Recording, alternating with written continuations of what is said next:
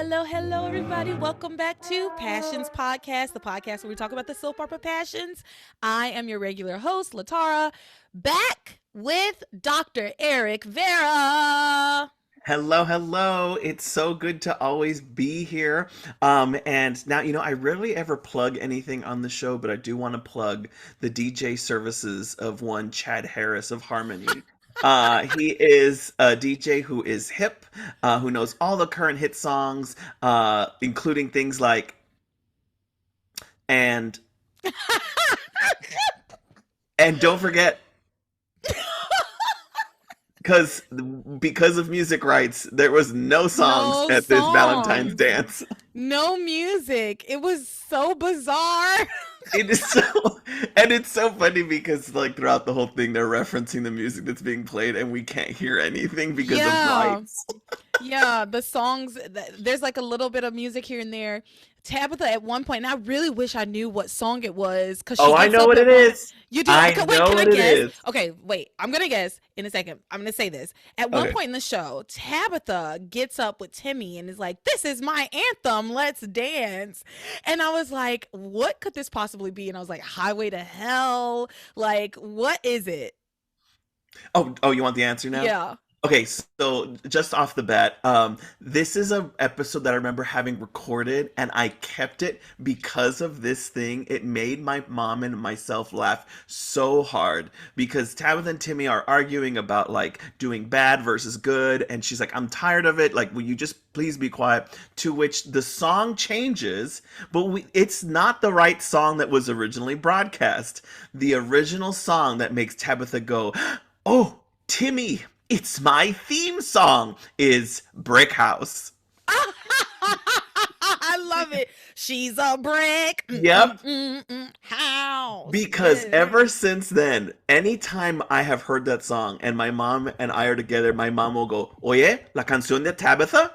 And she'll, like, because we remember, like, loving that is what she considers her theme song. And No. then the fact that Tabitha and Timmy get up and start dancing together, it was awesome. I love it. I love it. That's hilarious. And thank you so much for knowing what the answer to that question was. Because I was like, what could possibly be Tabitha's like theme song? Like, what is she? What is this?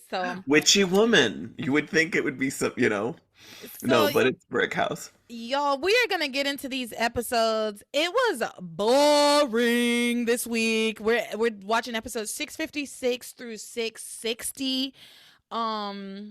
Or recapping them, and yeah, I was so bored. At one point I sincerely started to doze off. I was just very bored. We will not be boring, Yeah. but the episode might be a little short today because But there's much not a like lot to talk about. Yeah, much like Chad's playlist at the party, there's not much there. There's not much there, but as a special surprise for my patrons, the Mackenzie Westmore interview is out today, the day that this airs on Patreon. It is out on the Patreon.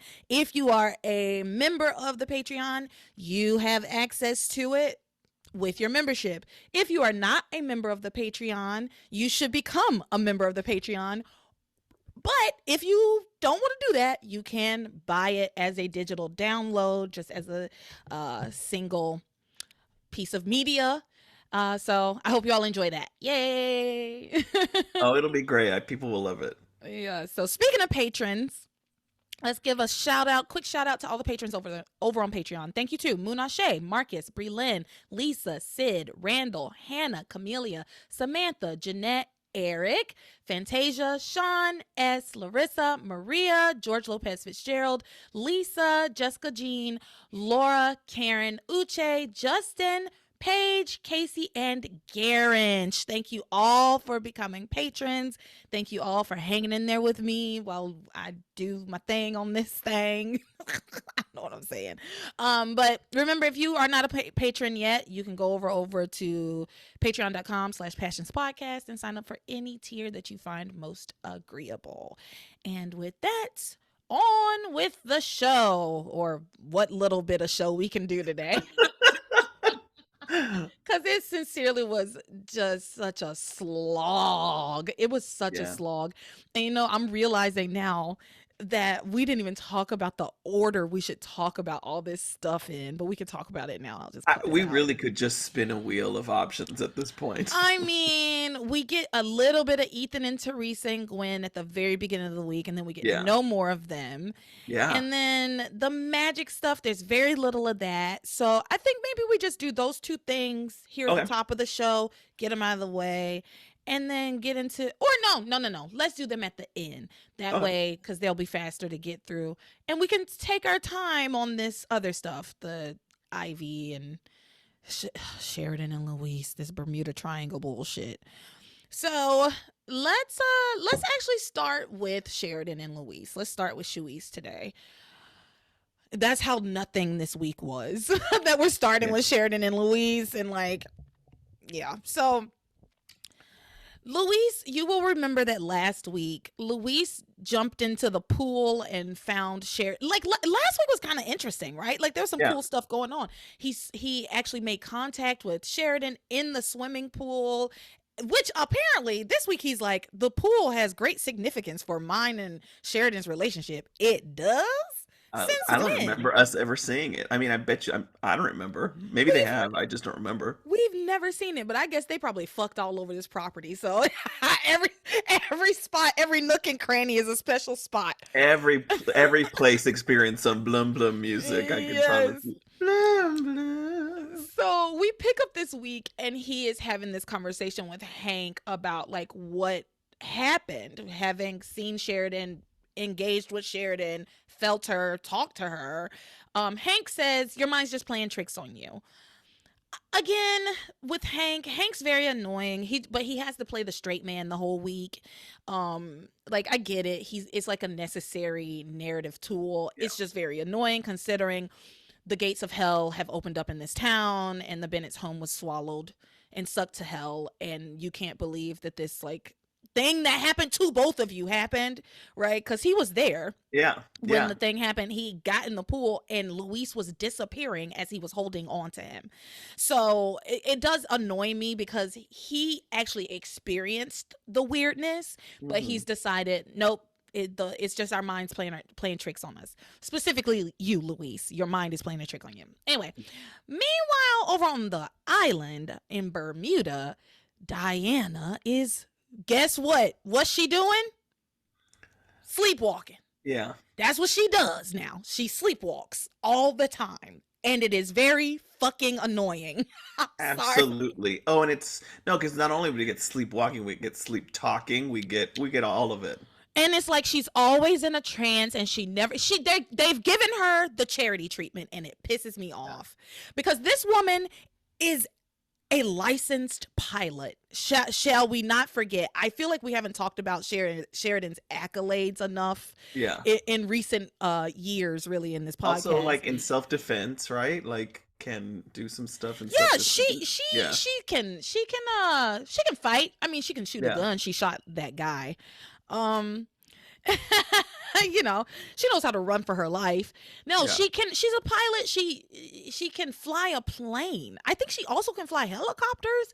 She had turned into such a phenomenal woman, and to see them just kneecap her drives me absolutely up a wall. She's so pathetic. She Mhm. doesn't even have the wherewithal to like ask pertinent questions anymore. Like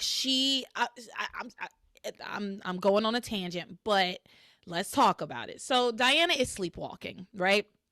And she can see Luis in like that white tuxedo that he wore when he proposed to her. And the rest of the gang, Antonio, Liz, and Doc, all like are in her room watching her sleepwalk. Yeah. Doc again explains that it's the magic of the Bermuda Triangle, and the magic of the Bermuda Triangle are enabling them to also see Luis, but they don't see him. They just see like a shadowy figure of a man in a white jacket. They can kind of see him. Which to me, that's enough for me to be like, wow, magic confirmed, but not Brian. It's definitely enough for me to say I need to get the fuck out of this Oh room. yeah, ghost. I mean, I would totally Casper and get out of there. I need to get off this. Yeah, I need to get off this island for yeah. sure. Oh, I Yeah, would. Yeah, we're on but not the. these people. I mean, they are freaked out, but it. Brian is still so skeptical, and I'm like, you're watching her.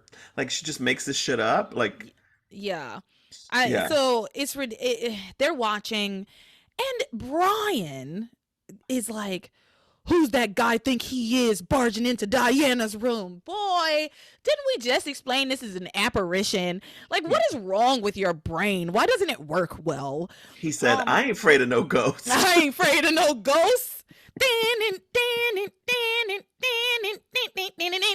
He, yeah, he's like gonna fight the ghost, and they pull the curtain back, and he disappears. They don't see Yeah, him anymore, but Diana can still see him. Um, Meanwhile, like at the cottage, and this is important, like it's just like back and forth because basically what is happening is that um to me anyway, I'm not sure, you can correct me if I'm wrong, but it seems that because of the magic of the Bermuda Triangle and Sheridan and Luis's connection to each other and longing and love for one another, that they're making like a psychic connection across time and space, right? So they can see and feel each other. yeah. Um, I will say this kind of magic annoys me. I think we talked about it last time, but what I was missing here was Tabitha explanation. Like, yeah.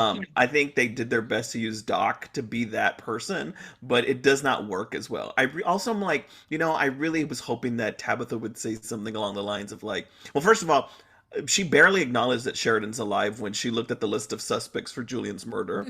So Yeah. I thought we would hear from her and like she just says, "Oh wow, Sheridan's in the mix." But like did she know Sheridan was dead? Did she know Sheridan was alive? I still had some questions about that.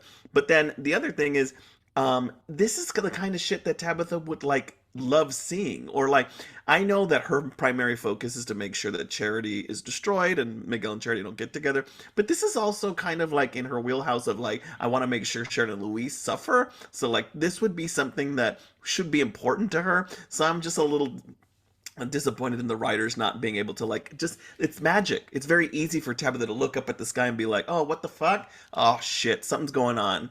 I agree. And she didn't have shit going on this week Yeah. anyway, No, right? she's Like just recapping. she's Yeah. just like hanging out at the dance with the kids, and we already know what's going on with the kids, right? Yeah. So I agree with you. It should have been Tabitha noticing the lights, and she's like, "Oh, something's happening." Yeah. I don't know, and maybe she could have used it a little bit to her advantage, Yeah, something. or it could have, you know what? It should have messed with Charity on Ice. Like it should have been one of those things where it's like, uh-oh, maybe this is gonna mess with Kay's spell because that's the power of good versus the power of, Yes, there's so much that could have happened here that they totally did not use. you are absolutely right. Because Charity could have like reached out to Miguel psychically, Yeah, right? yeah. Yeah. Such a So so many missed opportunities on this too show. busy going to school during this time to be writing for Passions. Yeah. Too busy getting my Yeah, education. dang it.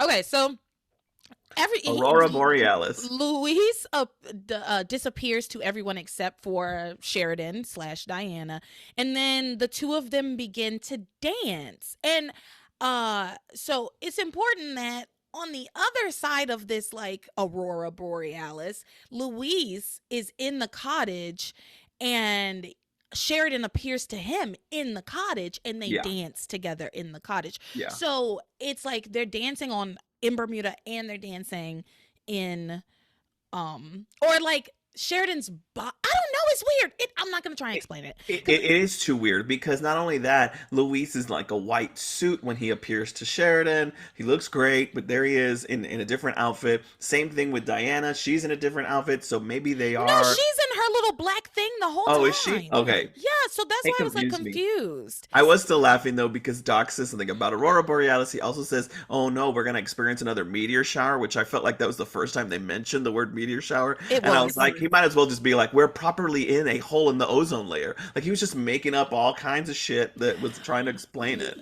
Oh my god. When we get to the scientist. Oh God, that was God bless it. Hilarious. Oh, okay. So they're dancing together. And then Diana at, like disappears. They dance for some Yeah. time and then they both disappear to one another. So like in Bermuda, Luis disappears. In Harmony, Sheridan disappears. But Sheridan, for some reason, is in a trance. And so she Yes. faints and passes out. Why isn't Luis in a trance and fainting and passing out? Why Yeah. have they kneecapped this bitch so hard? It irritates me. Yeah. But I gotta get over it because this is what it is. This is the way. Well, This is and the so that passion's way. so again, I a plug for the Patreon. Y'all need to get on the Discord and the Patreon because we have watch parties. And let me tell you, Maria said something on that watch party that made me laugh so damn hard because we see Sheridan's dancing with nothing and vice versa. Luis is dancing with nothing, at least because we can see it through Liz and Brian and Doc's perspective. And at some point, because they're just holding each other, we're assuming that they are holding each other. And Maria said, "Wouldn't it be awkward if they just started having sex?" And like Liz and Doc and Brian have to watch. That was so damn funny. Yeah. But yeah, 1 minute they can see them, 1 minute they can't, and at some point I just said, but maybe the Wi-Fi's down. That's why they can see each other and they can't see each other. It's going in and out Yeah, because they disappear to one another, but eventually this time they yeah, disappear and go back to their respective, like where they are, right? yes.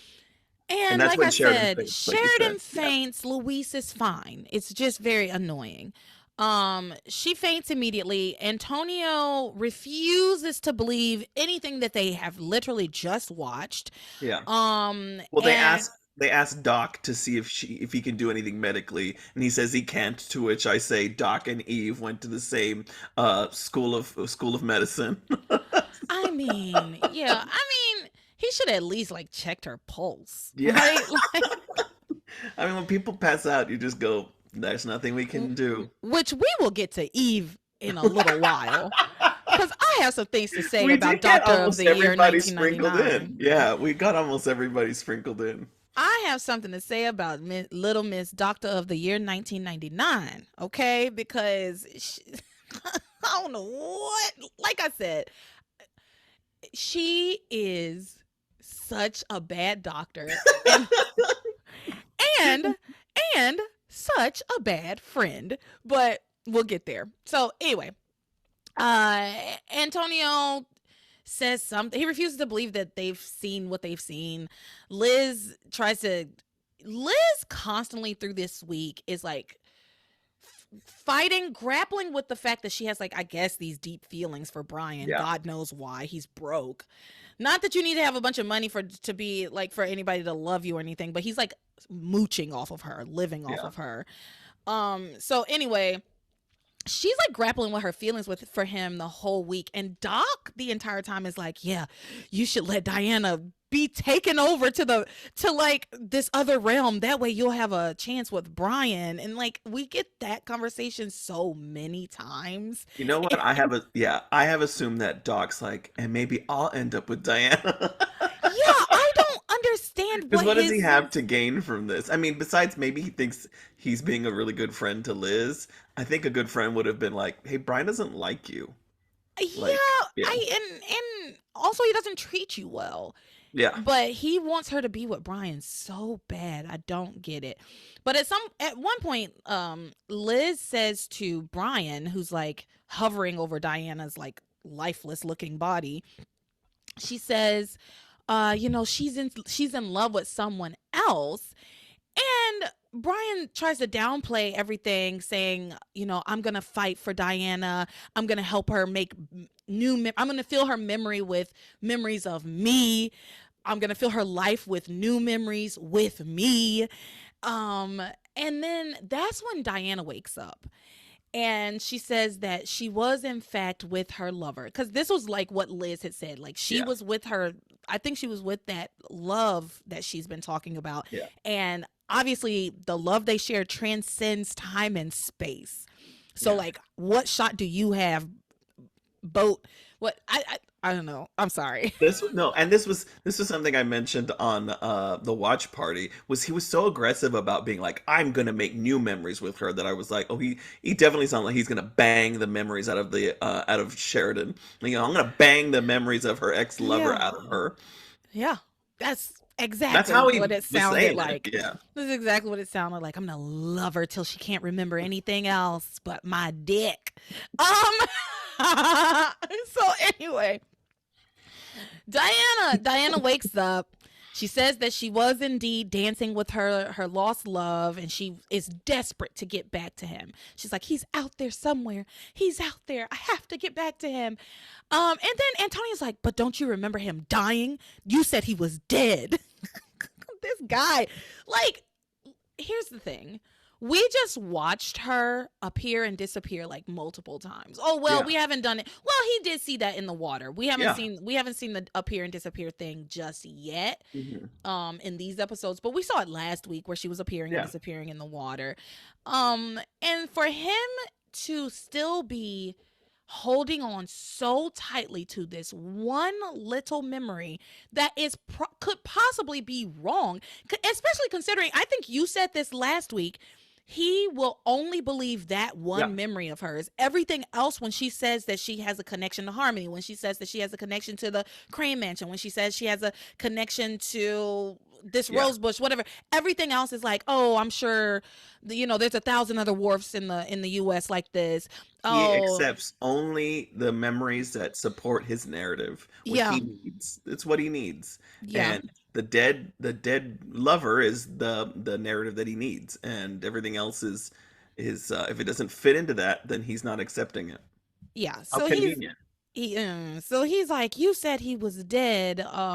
And Doc says to that, well, maybe he didn't die in Diana's arms. Maybe it's a false memory. Maybe there's more to the memory than she is remembering, Yeah. right? Because she has amnesia and doesn't even know her own name. And Doc is absolutely correct. Yeah. And so Diana says she needs to use whatever this strange power is in the universe that's happening right now. She needs to use it to get back to her lost Yeah. love.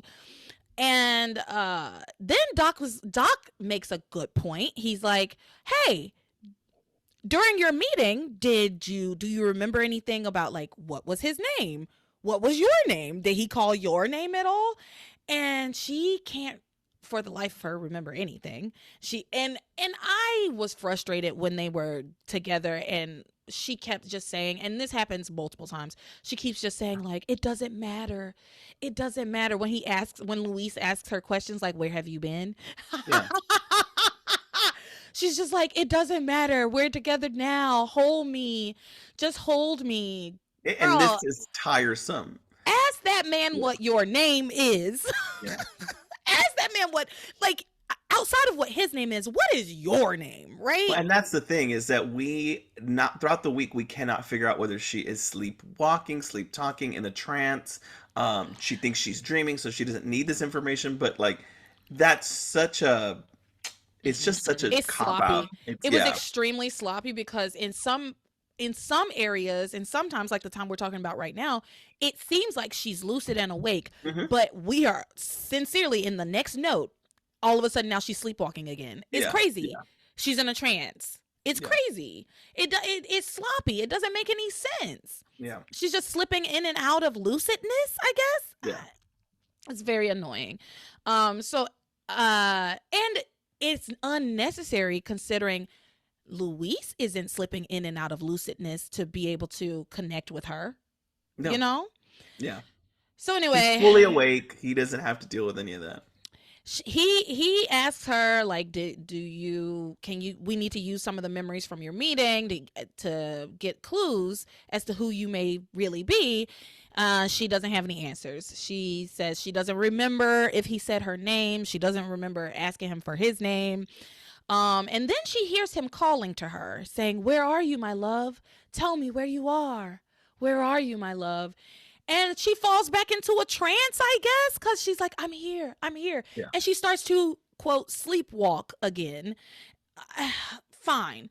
So, meanwhile, at the mansion, Luis tells Hank, because Hank, like, all week, Hank's job all week was to come and go back and forth between Luis and his car that's blocked in by some kind of oh delivery yeah, truck.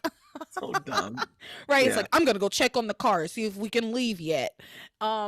So Hank comes back after having left, so he didn't see any of this. Yeah. Of course, he didn't. And of course, Louise brings him up to speed and tells him, "Hey, Sheridan was just here. I was dancing with her, and then he's like, I hear her, and she's saying Yeah. he can hear her saying, 'Help me, help me.'" And he vows that he's gonna find her. I'm gonna find her, and Louise tells Hank that he has to he something's telling him that he has to connect with Sheridan tonight or he'll lose her again forever. Like he'll lose her again, but it's something about those lights in the sky is telling him tonight's the night. This is the only way to get her back. And Hank says Sheridan is dead, buddy. Sheridan is dead. I don't know how you could have Dead. seen her here when she's dead. And to be fair to Hank, yes, these people have all been under the impression that Sheridan is dead. And it does sound crazy. Like, it Oh yeah. does sound Yeah. crazy.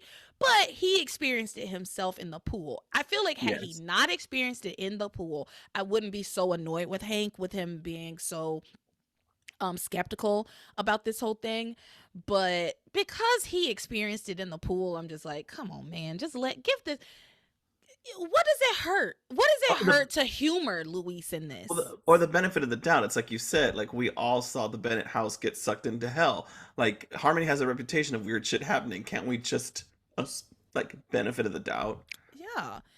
So he tells him Sheridan is dead, but Luis refuses to believe it, considering he literally just encountered her 3 times tonight, right?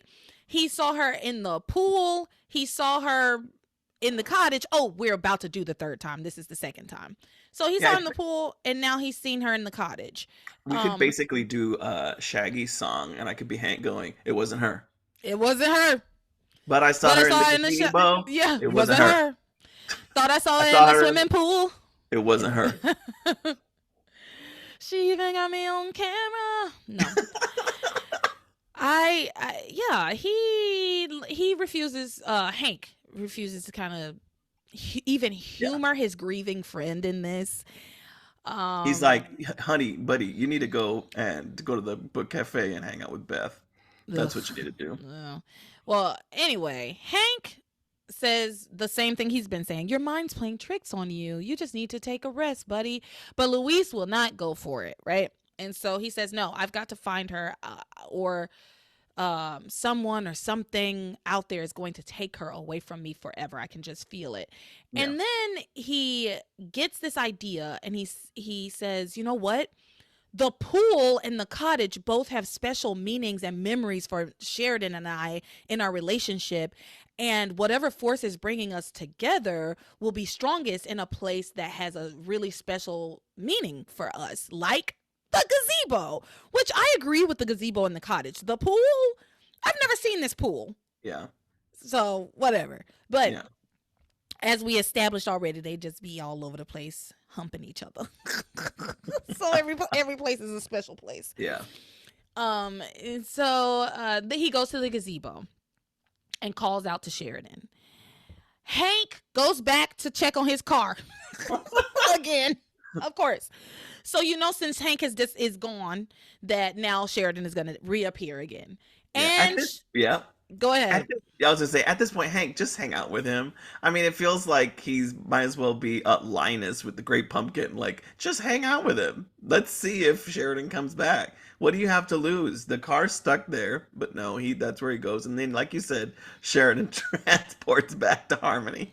Yeah, immediately. And this time she's like, well, I guess both times she was like there, wasn't she? But but this time she like really was there. Yes, like she disappeared from Bermuda altogether, because the and last few where times she went. Yeah. she's kind of been there and you can see her, but you can't. But this time she fully and completely disappears. Like she was there 1 minute and now she's gone. And then Brian is like searching for her, looking for her, even though she like disappeared before their eyes. Yeah. But anyway. So Luis is at the gazebo calling out to Sheridan. Sheridan. Well, he doesn't say Sheridan. He's like, my love, where are you? My love, come back to me. My love. And that's when Sheridan like appears in the gazebo, and they have a lovely um reunion. Is they're reunited and it feels so good. Reunited, even though we don't didn't There you understood. go. Just don't understand what the fuck is going on. Because okay, so when Sheridan appears, like the lights get really crazy. Like they Yes. appear and they go crazy, and all of a sudden she's there. Okay, so Sheridan on the island before she disappears, she walks out into the hallway. She's like following this voice and following her heart, I guess, to find Louise. And so the gang of course kind of follows her around the property until she disappears, right? And Brian tells Liz that he wants to like pull her back and out of her trance, but Liz is like, but she's happy. Like she's getting to meet with her lost love. Would you put your feelings above Diana's? Question mark. That's a good Hmm. question. Hmm. And he says, you know what? You're right. I if she want I want her to be with me because she wants to be with me, basically. Yeah. So she if I've lost Diana forever, it's fate, basically. He's hurt. Feelings are hurt, but I mean, you didn't know her that long. Y'all just met, Yeah. you It's know. yeah. I'm not saying it can't be hurtful, cuz Yeah. you know how you You can mourn what could have been. yeah, you know Yeah. how you meet somebody, at least I don't do this anymore, but I definitely used to. You go out on a few dates and you start to like make it up in your mind like what your life is What going it to be could be. like, Yeah. and then they ghost you. And that's what Sheridan did. She Yeah. ghosted Brian. Quite literally. Yeah. So yeah, and then you spend the next couple of weeks trying to figure out like why did they ghost me? Yeah. And in Brian's case, at least it wasn't him. It's There's a just meme. the Bermuda Triangle. You can't fight the Bermuda Triangle. There's a meme out there about that kind of dating, and like when that profile's gone or it's just over, they have that meme from the Titanic of that lady going, "I don't even have a picture of him. He exists now, only in my memory." No, that's so, except I always have a picture because I always here's what because Well, you can't be too yeah, safe. I have to that's take right. I take all the information, all the pictures Yeah, as I possibly can. I usually send it to 3 people and be like, "Hey, I'm going out on a date with just to this FYI, person and here's that's their very good. information." So I actually always have a picture. Good, good. But that is a great meme. Okay. Yeah, So anyway, Sheridan, she disappears and is now in the arms of Luis, and they don't ask each other any questions at first. And yeah. I mean, I get it.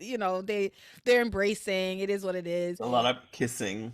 Um, and she eventually Luis asks her like, "Where have you been?" And she's like, "It doesn't matter. Just hold me. Just hold me. What matters is we're together.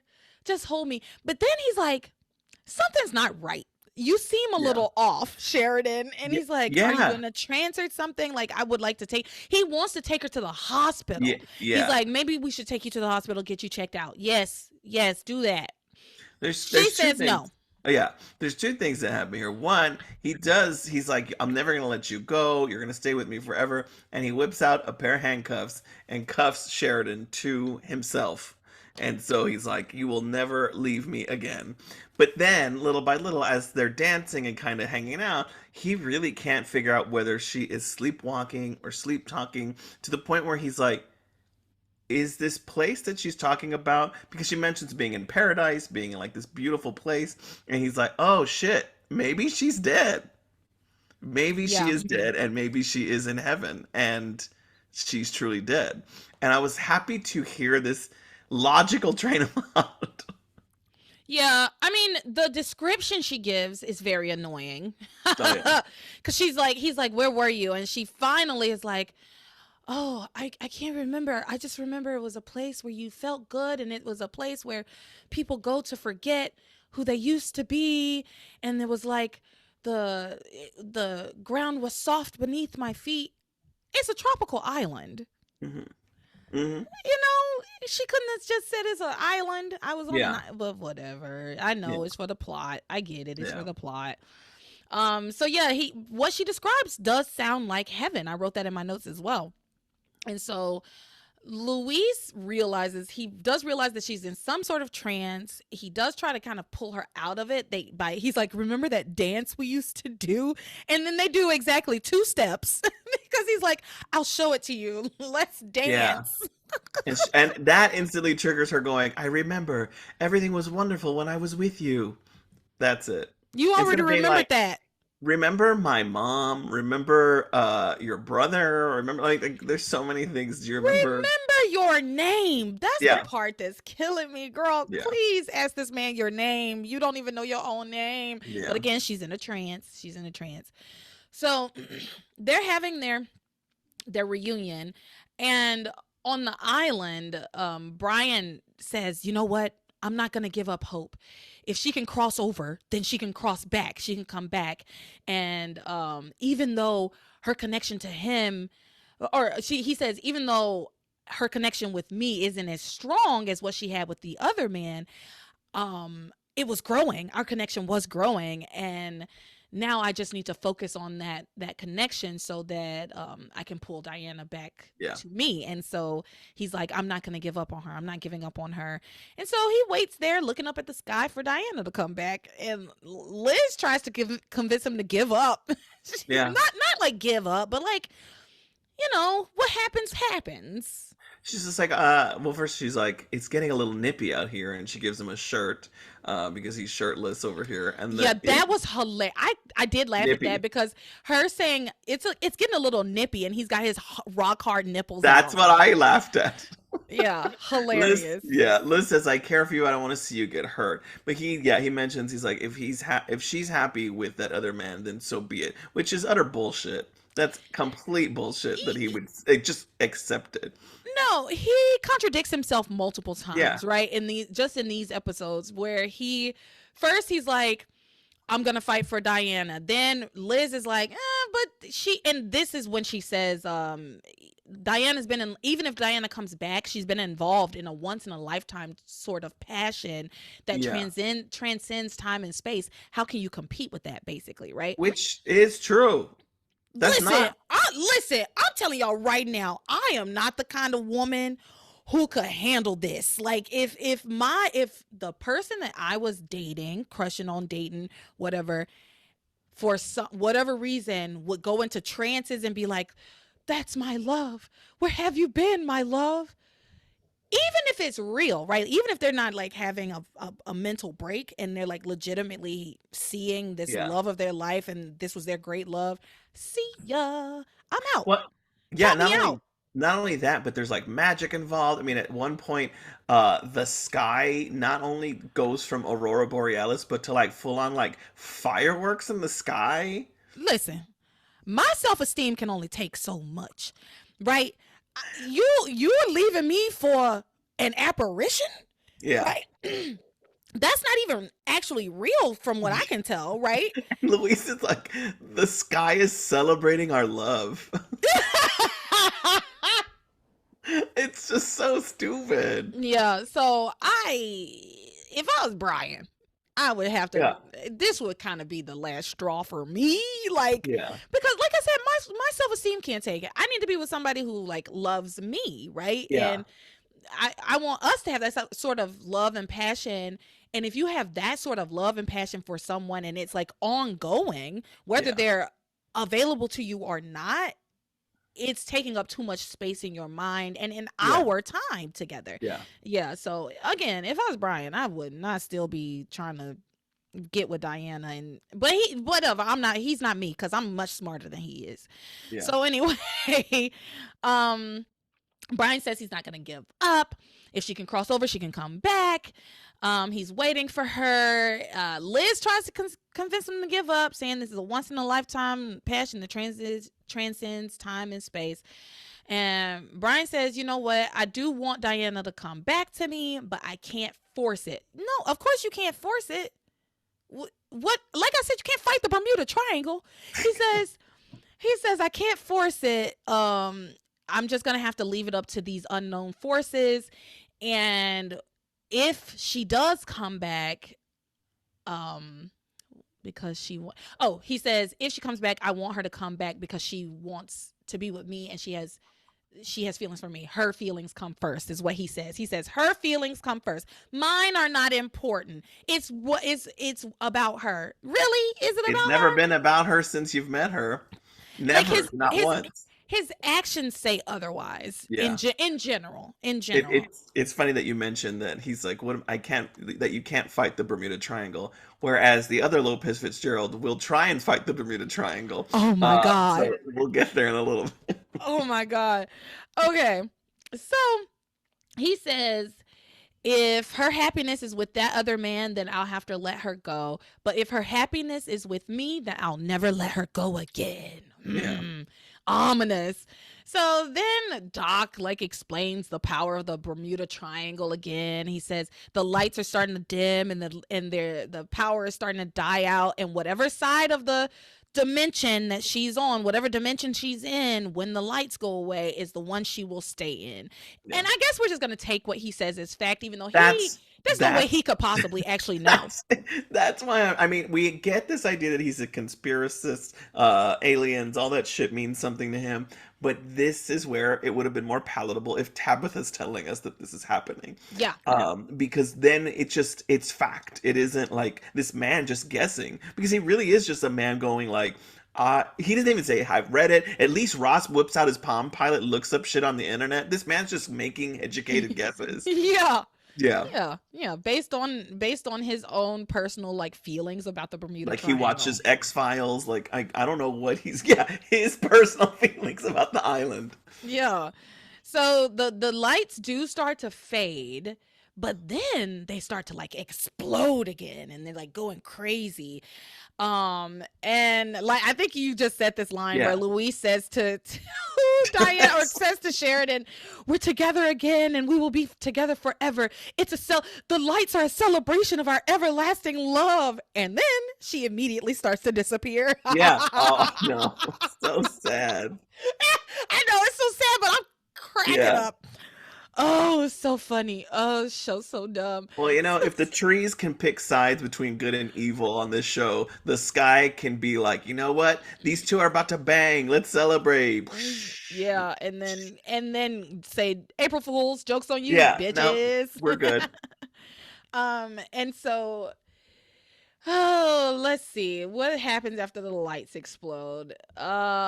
Sheridan starts to disappear on the island. The group also see the exploding lights, and Doc then says the power of the triangle is back big time. I don't know, that line just made me laugh. He says anything can happen, and then that's when Diana starts to reappear again. Yeah. So Doc then explains that Diana's stuck between here and wherever she was. And then this was so weird, considering how much he's been sweating Liz to try and get back together with Brian and get rid of Diana. He was ready to let Diana drown. Just last week or so. Yeah, he was like, let her die. Why don't you just let her die so then you can be with good. Brian? Yeah. So this was weird. He says to Brian, once they start to see Diana appearing again, and he says that she's stuck between the two places, and he says, you need to go and grab onto her and fight for her. Don't let her go. I thought you were Team Liz. What's going on? Yeah. What is going on, buddy? But I guess that was a weird change. Yeah, it was very weird. But Brian says, I won't force Diana to leave the man she loves.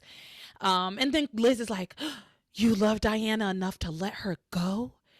And he says to her, I love you, Diana. I love you. Out to the ether, or I guess the reappearing Diana.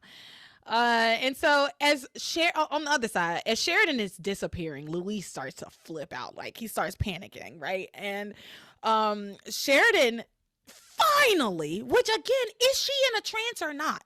Because she finally says, oh my God, I forgot. What's your name? What's your name? And he goes, And she's disappearing, right? He goes, Yeah. Sheridan, it's me, Luis. But she's gone before she can hear Doesn't any of hear. the things that he said. No. So super disappointing, super annoying. A lot of nothing here this Yeah. week. So much of nothing this week. I'm surprised we talked as long as we did about it, but that's probably just out It's of our because frustration. it's because it's our job to do the recap, Yeah. and this was like the bulk of the episodes this week. Yes. And Yeah. so I mean, we'll say what we have to say about it, I Yeah. guess. So it's at this point that Diana finally fully reappears. I'm sorry, I made myself laugh. I was thinking about like the sky celebrating Luis and Sheridan, and I was just laughing because on The View a while back, Joy Behar talked to somebody about the solar eclipse and how she wasn't into it. To which she tells this specialist about this. She's like, "So what was I supposed to have during this eclipse? Was I supposed to have some kind of orgasm?" And now I'm thinking that that's exactly what was happening with Sharon and Louise With the lights during Aurora Borealis. Yeah. and they're the lights, the Bermuda Triangle lights were like, you're not coming fast enough, so we're gonna just explode and be done with it. We're gonna explode and be done with it. And Oh so my god. Diana finds herself fully reappeared on the island before she can get the name. And she then says on the island, she's going, "What's your name? What's your name?" And Brian walks over to her and he's like, "Brian." Brian. It's like she is clearly not talking to you. She's not Come even looking in on. your direction. Yeah. Brian, my name's Brian. And then she, of course, gives us her best Charity impression and passes out. Yeah. Honestly, Sheridan is the new Charity. It's like Oh, we yeah. fixed Charity for the Because we got a zombie version of her. right. Not the real Charity. We fixed what we hate about watching Charity so much, and then we just put all of that onto Sheridan, and it's Mhm. god awful. Yeah. She passes out. And so they take her back to her room. When she wakes up, she says, oh, this was so annoying. Oh, when she wakes up, she's like, "Oh, I had the strangest dream." Dorothy Gale, honey, you did not have Yeah. a dream. And You weren't there. And you weren't there. And you weren't there. Oh, Dorothy Gale, you getting on my nerves. So she wakes up. She says, "I had the strangest dream." And Doc's like, "That was no dream, Diana. That really happened." And she's like, "Oh, you're right. I remember now. I was with my love. I was with him. But I wasn't able to get his name. I asked him, but I disappeared before I could get his name or he could tell me mine." So again, a whole lot of nothing. Yeah. A whole lot of nothing. At this point, we're at 10 episodes in of this Sheridan and Luis bullshit, and it's nothing. And like I said, at least last week it was a little more interesting. Yeah. But it's just nothing. And I wanna say this too. Today I had to send Maria an email because we're gonna be recording in a couple of weeks. And I think in 2 or 3 weeks. And I went to those episodes and scrolled through to see if there was any Gwen in them, because she always makes a joke about how, "Oh, here you are. You have me on the show again, and there's no Gwen," because Gwen's her favorite character, right? So I was looking for Gwen. Do y'all know that in 3 weeks we will still be in this night? Yeah, I do know this. We will It still is be. exhausting. We will still be in this damn night. I'm already sick of it. Yeah. So sick of it. Sick of it. So 'Cause anyway, we just went from New Year's to Valentine's, basically. And yes, yeah. we went from Christmas to New Year's, right, in a day. Yeah. And then we went from New Year's Day to Valentine's Day in another day. Yeah. And then we're going to stay at Valentine's Day for weeks. Weeks Yeah. and weeks and weeks and weeks. So whatever, fine. Passions. The time warp. Let's do the time warp again. Nice pelvic thrust. Yeah. Okay. Where are we in this? Diana wakes up. I think you can just jump to Luis being like, where is she and what he needs to do to get her back. Yeah, let's jump to that. You are absolutely right. So, Sorry, let me. There's some. I have some Diana notes, but I don't care about them. Anyway, yes. After Sheridan disappears, Hank reappears. Of course, he's like, "Oh, the car's unstuck now. We can leave. Yeah. Can you I please leave with me now?" I will say a more interesting storyline to me would have been when Luis does yet another fake out where he's like, "It's you, you're back." And then Hank showed up. I was like, just tell Hank you love him. I would rather the two of you be together at this point. At this point, that would. Ooh, that. Luis, what is there? Lank. I can make a new. I can ship them together. I will watch them together. I'm not gonna lie. I would watch them do all sorts of things together. I really would. Ooh, yeah. They are both very good looking. Yes, I like that. I ship them. That's the new ship. Heist. Heist. Well, Lank. Lank. Luank.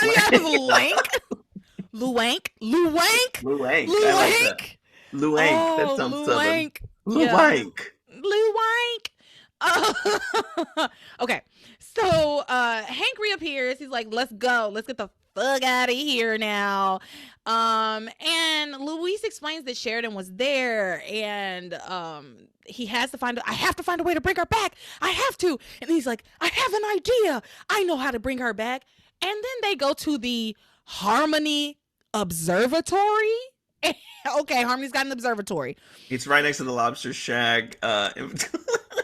God only knows where this thing's at. God only knows. But they get there and there's a scientist in there and they call him that. They don't call him any specific kind of scientist. Just, "You're a scientist, aren't you?" Listen up, scientist. It was so funny. So he storms into this observatory, basically kicks down the door. Yeah. Because I am the law. Let's not forget. He storms in and he asks the scientist about the lights that were in the sky. And the scientist is like, I was actually just working on that before you came in here, bomb rushing me. I was actually just working on the data. And Luis has like questions about like, what are they? Make them happen again. Yeah, and the bring scientist them back. the scientist is like, "First of all, I'm sorry, I can't answer your question." So at first it seemed like it was like classified, right? Like, and I wish they had gone in that direction, right? It would have made like a much Roswell, more sense than what we actually got. Yeah. Right. But then he explains, he's like, "Well, it was a very rare phenomenon and it was very strange indeed. Something like this hasn't happened in over a century." And he says that predicting it when it'll happen again is pretty much impossible. And Luis gets real angry. He starts like knocking shit over. He's like, "You've got all this equipment and you can't tell me how to make the lights come back or when they're coming back or what to do." And Hey, to me, it just was like, again, to use the solar eclipse as an example, for like Luis to experience something crazy during the solar eclipse and then demand somebody make the moon cross in front of the sun. Like, right. yeah. And the scientist, again, probably the realest character in this whole series, was like, "What are you talking about? Like, how do you expect me to do any of this?" It was so funny. Yeah. It really And annoying. was. Yeah. Yeah. And then Hank like steps in between the scientist and Luis because Luis is really, honestly, Luis is on 12. Like, he really needs to bring it on down. Yeah. This man has nothing to do with whatever the fuck you have going on, and I don't know why you're coming into this man's work, his job, his place of business, and destroying shit. And again, I'm saying it could have easily been justified with Tabitha going, the last time this happened, confound it, Sheridan, Luis are doing it again. Like, it could have been so easy for her to be like, "The last time this happened, this was what I was doing, and I separated them that night. I can't deal with them right now. I have to deal with Miguel and Charity." It just would have been so easy to make that happen. But no, we're stuck with the scientist who's like, "Why did you barge into my office?" Right. He doesn't know. And so Hank explains the whole situation, that Luis had seen his lost love, whatever. Yeah. And the scientist is like, "Well, what you're describing is a scientific impossibility." And then Luis says, "To hell with science. Then why are you in my lab? Yeah. Like, why are you at this place of science?" It's to hell with desperation, science. but it's just annoying. It's such a silly thing to... Oh, it to was point out. so silly. He I says, would have much better had like he went to church and prayed and was just like, dang it, what is happening? I don't yeah. understand. God, is this you? Like it would have made much more sense for him to go that route than to scientifically demand for you to make Aurora Borealis happen again. But it wouldn't have been as funny. It No, no, it is definitely campy. That would is have for been as dang funny. sure. This was Oh at yeah. least kind of funny, like because it was just so absurd. It was just so Yeah. absurd, and so Louise tells the scientists like, we have to get those lights back. The connection between Sheridan appearing and those lights, you need to find a way to get those lights back. And the scientist says, I'm not a Hollywood special effects guru. I am a scientist. I'm sorry, I can't help you. And that's when Louise like goes off, flies off the handle. Hank like calms Luis down and tells him, get a grip, man. And I Yeah. agreed. I was like, yeah, get a grip, bro. He said, get a grip, man. And then Luis like goes out, watches the sky. Oh, he says, what Hank says to Luis before Luis goes out, he says, this man watches the sky. He can't control it. Yeah. And yeah, he watches it. He can't control it.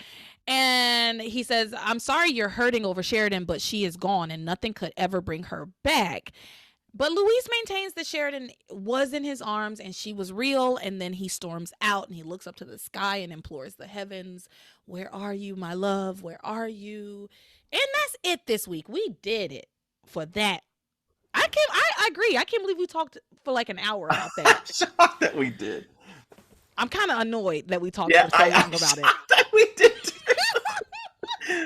So now let's move on to something more interesting, infinitely more interesting. Our troubled marriages, the things going There we on go. at the mansion. Okay, so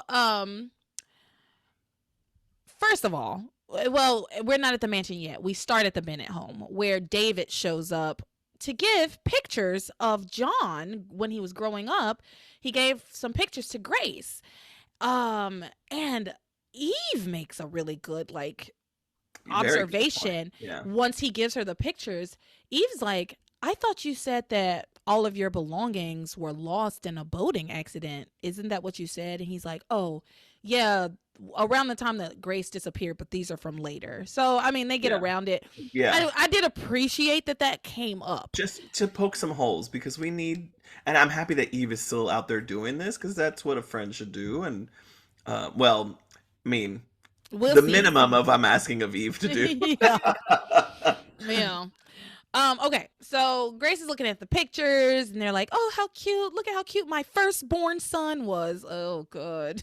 She just leans into this so quickly, but fine. How do you just, I don't know how you easily go from that. Like, whatever. What am I I don't doing? know. It would be Yeah. so, I feel like it would be so weird to have to remember giving birth to your son Noah, right? Yeah. And then another son shows up, you don't remember giving birth to him, but then to just start going around saying like, this is my firstborn son, like, Yeah. ugh, This is my son. this Just is my son. son. Yeah, like, I don't know, I guess maybe she wants to make sure there's no confusion about whether she like cheated on Sam or not. Yeah. You know, I Yeah. don't know. Oh, okay. But Yeah. everybody in this town knows what's going on at this point, I feel like. So she really doesn't have to say that. But anyway, Grace then gets a vision of Ivy with Sam right now. She's like, that's so weird. I just got a vision of Ivy with Sam right now. And we will find out soon that Ivy and Sam are together at this Yes. moment. Which I feel like Grace should know because he went over there to question Ivy and Rebecca. Like, I feel like she knew that that's where he was. Yeah.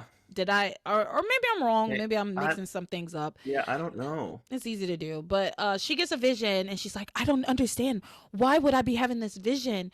I mean, I know that Ivy isn't trying to get with Sam anymore. And then Eve is like, maybe Ivy is still trying to get with Sam, right? Like, I don't trust her. Yeah. Yeah, because then Grace is like, you still don't trust Ivy, do you? To which Eve says, Ivy's part pit bull. And and Ivy is Mrs. Worldwide. I mean, she really is. So. But I mean, Eve totally knows that Ivy's not gonna give up. Like, come on. I that just when you said she's Mrs. Worldwide, and it made you know what Ivy's theme song would have to be. I know you want me, you know, I want you, That is Yeah, Pitbull, right? I think that's yeah, uh-huh, Pitbull. yeah, Yeah, and that is very much Ivy. You know I want you. yeah.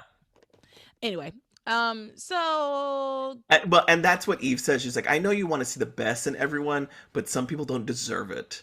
yeah, And she's specifically talking about Ivy.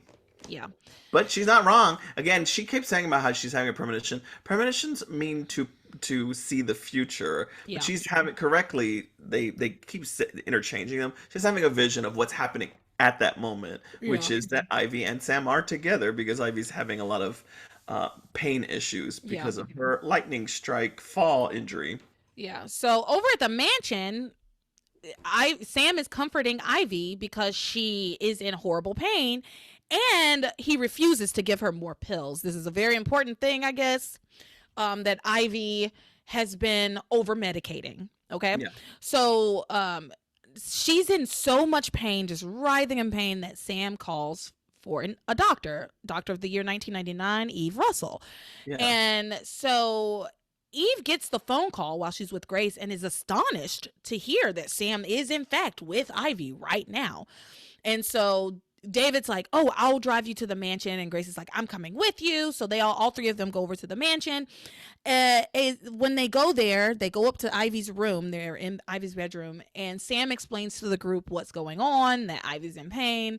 This is when Eve looks at the pill bottle that Ivy had been taking, and she's like, "I didn't prescribe you this. This isn't what I Yeah, prescribed to you. You've been doubling up on your pain medication, Ivy. That's yeah, you can't do that." Um, and then Sam like tries to explain to Grace like, you know why I was here, right? And Grace is like, "No, I understand. I can see Ivy's in so much pain." And she's like, "No one deserves to be in that much pain." David at this point. oh yeah, David goes, maybe this can be an exception. Like maybe she's an yeah. exception. Under his breath, which Eve hears. She Which is actually, shocking that we actually had somebody hear a disparaging remark made in the same room. yeah, hear anything at all. Yeah, yeah, She hears it. So she does question him about it a little bit later. She's like, "I heard what you said about Ivy. It seems like you have a personal vendetta with Ivy." And he says, "Oh no, I was just saying, there's sometimes people say that there's something spiritually amiss if you're having a lot of pain."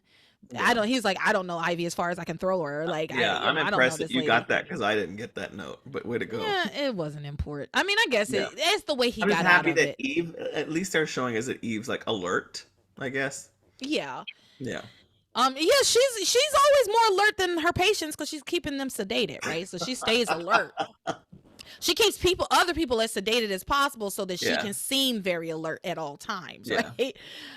So anyway, she questions him about it, says Harlan knows Ivy. Oh, I already said that. So in the midst of like Ivy's pain, she still manages to like threaten David. So the other three go out of the Yeah. room, Yeah. and Ivy, for whatever reason, it felt completely unprompted, but maybe I just wasn't paying close enough attention. Yeah. But it didn't seem like David had said anything to her. She just grabbed him and was like, "And you're going to do what I tell you to do. You don't think that yeah, she starts going like, "You're going to break up Sam and Grace like I told you to do." It felt Yeah. very unprompted. And Yeah. also considering Ivy is so smart and has made a point of telling us, the audience, that is very important that nobody connect her and David together. It just seemed like a weird thing to do. It's But yeah. maybe it's the pain plus the pills, That's what I was gonna say. Eve mentions it so many times, like to the point where you believe in this frenemy relationship between the two of them because she's making justifications for Ivy's behavior throughout all this, which is she's in so much pain that you cannot blame her for doing anything that she does at this point. Yeah. Which I'm like, I get. I mean, yes, I know pain is hard to manage. If you're in extreme pain, like you would do probably anything to get it taken care of, Yeah. and say anything if you're not getting the things that you want. But they do a lot of over explanation about pain and Ivy's motives. Yeah, they do. So, David David says to her, "Well, you might not be my problem very much longer. It seems like you might be dead soon." Yeah. Yeah. It was great. It was a great little Oh yeah. comeback. It was hilarious. And he says, she then says to him, like, "Oh, really? Why don't you open up my bedside table and take out what's in there?" So he Yes. opens it up, pulls something out, and it's some kind of picture. And he says to Ivy, "Where did you get this?" And Ivy says, "Don't worry about that. Worry about what your son will say if he ever sees those pictures." Yeah, she says, break them apart or I'll break you right in front of your precious son. And again, these are things that I don't remember. I mean, I remember being Ivy being villainous. I do remember this. And I still loved her. But I don't remember her being this like malicious. And I'm like, oh yeah, it's been a while. And Yeah. not to say that this isn't who she is. I just didn't remember these factoids and these moments as much as I thought I did. Oh Because to yeah. her to go, your precious son, it's like, well, you have a precious son too, and how can you not be sympathetic towards this person? But she specifically says in these episodes, I don't give a fuck if it messes with me and Sam. Everything's underneath, and she Yeah. finally flat out says it basically Yeah. without mentioning Ethan. She says everything else sucks, everything off to the side. Sam is number one. Yeah. 100%. She's vicious. Yeah. Ivy is absolutely single-minded about getting what she wants and Hmm.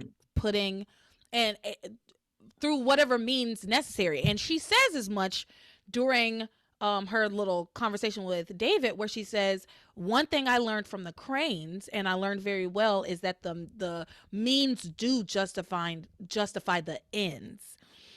This was And great. It was great yeah, delivery, yeah. everything. So while that's happening upstairs, downstairs, Grace and Sam are like having a conversation about Ivy, and Rebecca is eavesdropping on them and I listening loved in. Rebecca in all of this. I will tell Yeah, you the highlight of this week is Rebecca and Ivy. one hundred percent. Like, I could have watched 30 minutes each episode of just Ivy and Rebecca talking. But you know what? I could do that any day of the week.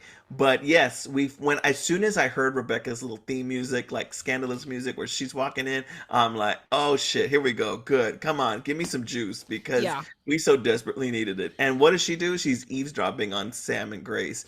And I loved it because she's like, to her, she's so much of an upperclassman, upper class person that they're so petty and so little and so nothing to her that she's having fun, like reveling in the fact that their little marriage is not that perfect, and mm-hmm. she's just having fun listening to this shit. And I'm like, ah, God bless Andrea Evans. God bless you. Yeah. God bless. Great stuff. She's eavesdropping on them, but I will say, she's what Rebecca does so well, like the character, is that she picks up on all the little things that people are saying, the subtext, right? She Yeah. picks up on the subtext so well all the time. And so she's listening to them have a conversation about Ivy, wherein Sam says to Grace, "I have something I need to get off my chest, and I've been feeling really incredibly guilty about it. There's something I've been keeping from you."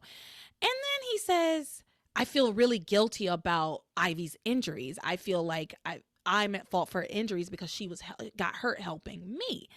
And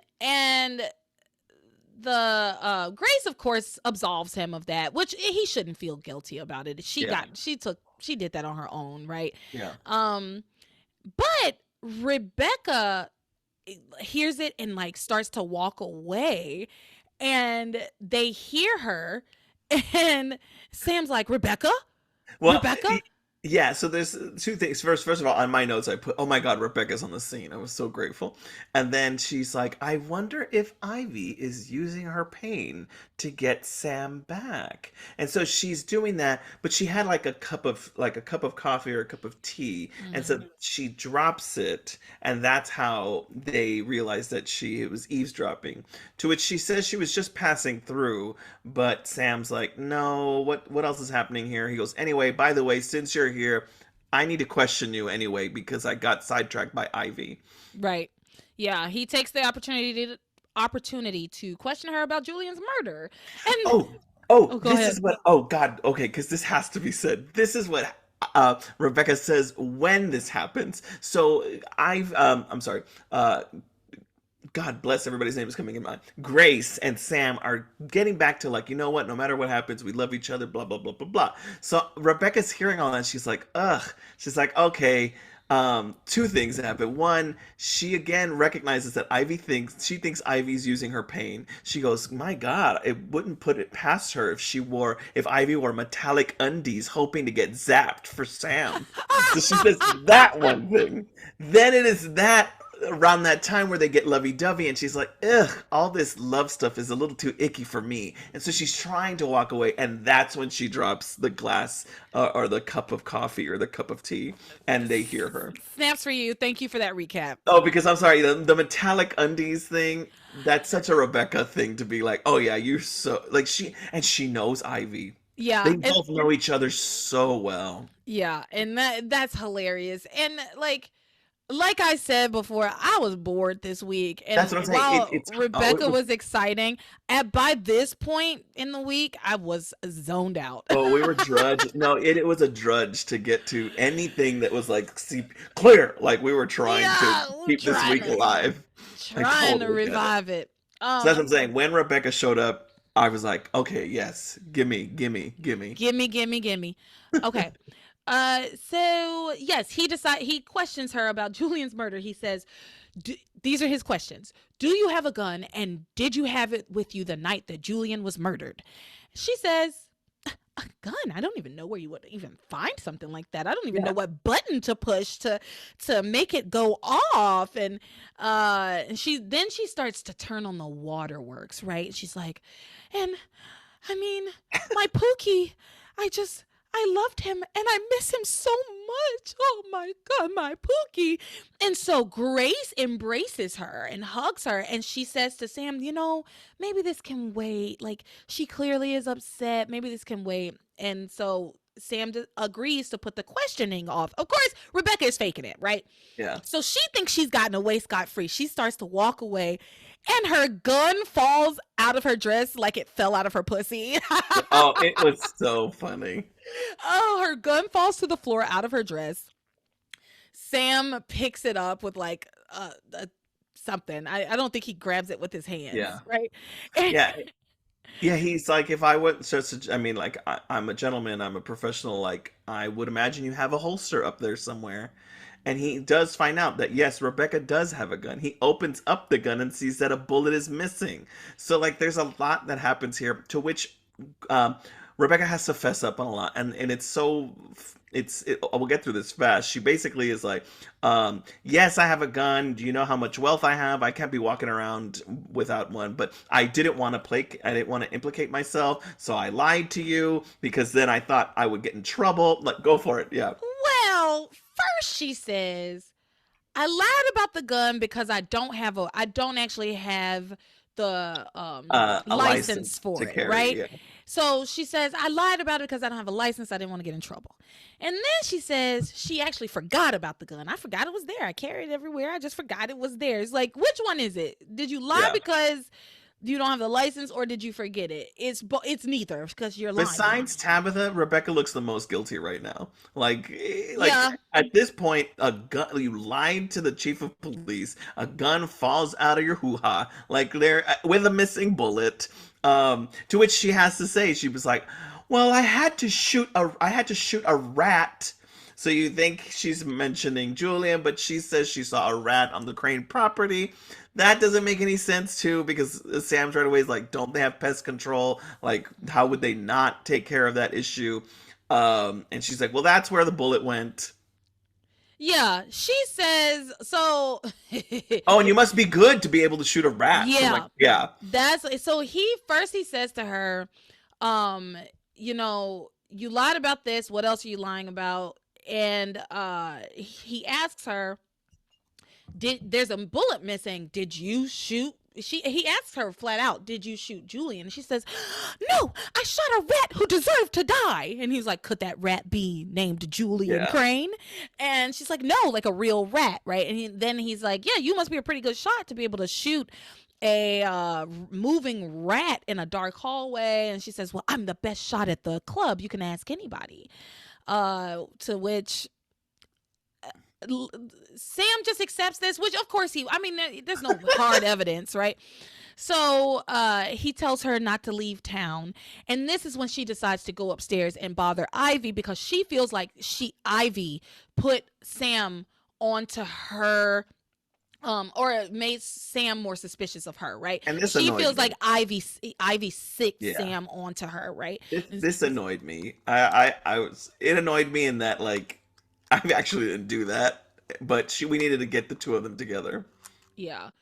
So at this point, she goes upstairs. TC shows up with like Eve's doctor shit from the hospital, I guess. Oh yeah, we didn't talk about that. And we do need to talk about this. Yes. They have some vague conversation around the cranes, and then they have conversation that's surrounding Ivy, and then they overhear Ivy and David yelling at each other. Yes. So they go in to investigate what was going on, because they overheard Ivy saying to David, you'll do what I tell you to do, or I will destroy your life. Yeah. Oh Lord, that's big evidence, right? Yes. But it is interesting you brought up the fact that Ivy's smarter than this. I don't know why Ivy is having this conversation with him. It's got to be the drugs. It's got to be the drugs. But they don't say it explicitly. Yes. But I'm happy you mentioned it, because Ivy's way smarter than that to be having a conversation with Rebecca skulking around, with Sam just outside checking on you. Like, it's screaming at the top of her lungs. Yeah. Like, it wasn't even hushed tones. Oh, yeah, no, they could hear it. You will do what I tell you to do, or I will destroy your life. You and your precious son. Like, it was like that. And so, it's got to be the drugs. Yeah. They didn't make it explicitly clear that it's the drugs, but it's got to be the drugs. She had been popping those pills all day. Yeah. We had been watching her pop those pills, and they're pain pills. Ain't no telling what they are. Yeah. Eve prescribed half of them, so who knows? God only knows. It might be pure cocaine, right? So, they go in, TC and Eve over here, her yelling with David. And TC's like, what's going on here? Why are you saying you're going to destroy David, and why are you threatening him? And Ivy says, smartly, this was a decent cover. She says, well, I wanted him to get me some more drugs. She says, I wanted him to get me some more drugs, and he refused to do it. And I told him, and I'm just like in so much pain, basically. Do y'all remember the time that Ivy called to get a whole bunch of cocaine to plant on Crystal? Remember? Okay, yes. This lady's all about the drugs. She's got the plug. She knows where to get drugs in this town. Yeah. Anyway, she lies and says, I was just trying to get him to cop some drugs for me, and he refused. TC doesn't buy it. And TC's my MVP this week. I'm gonna say that. And I was about to say, you took the words out of my mouth in a different sense. I was gonna say, it's a bad week when we're all on TC Russell's side. Yes. It's a bad week when TC is the MVP of the week. And he was on all of it. All of it. Yeah. He called everything as it was. She says, or he says to Ivy, I'm not fully believing you. You would threaten to destroy his life for that. It seems more likely that you're trying to get him to do something he doesn't want to do, and you're threatening him over that. But David goes along with Ivy's lie, because TC does question him directly. Like, it seems more like Ivy's trying to threaten you into doing something you don't want to do. That's more than just getting some prescription drugs. Yeah. But David goes along with the lie, saying, I don't really know Ivy. She was just trying to get me to get some more drugs for her. And later on, TC tells David, I don't know what's going on between you and Ivy, but if you've gotten yourself involved with these cranes, you need to run far and fast, because they can destroy you and everyone that you love. Yeah. Eve gives Ivy some kind of injection I didn't love. I was like, what in the world is she injecting into this woman? Yeah. I just thought it was funny. And then I thought the whole thing was real, funny, because Eve sends TC and David out. They have their little conversation. Eve then tells Ivy, like, I'm going to give you an injection for the pain and I'm going to run some tests at her home. What kind of test? And then she like takes her like blood pressure and like her that little thing they put on your finger, oxygen, right? Yeah. And the test, I want to be clear, the test was to prove whether or not Ivy was in pain or not. And somehow like her blood pressure and her oxygen levels proved to Eve like, well, your pain is real, all right. Like that's what she says to her after that. Is, I don't know, odd. Yeah, it was just odd, but it was enough to give us the idea that Ivy's not lying about the pain. Right. Ivy's pain is very real. And so TC goes downstairs. David goes back downstairs, has a conversation with Grace. God, this episode somehow is long. I know. How are we doing this? Trying. How are we doing this? Okay. So, TC does not believe that Ivy is telling the truth. Meanwhile, Rebecca goes into Ivy's room to taunt her, right? Yeah. And this was like the bulk of the fun stuff. Take it away. I mean, I didn't write too many notes about this, but it is just barb after barb of the two of them. Rebecca has gotten it in her head that Ivy is the one who has sicked Sam Bennett on her, and so she's like, you know what? You mess with me, I'm messing with you, and so now I know you have something. You're gonna fall somewhere. You're gonna mess up somewhere, and I'm gonna use it to make sure I take care of you. All of the barbs are the normal ones that we've heard. I'm Mrs. Julian Crane, not you. We got a lot of that divorce talk. Yeah, go for it. I laughed so hard this week because it occurred to me that both of these women are just squatting in this house. Yes, they really are.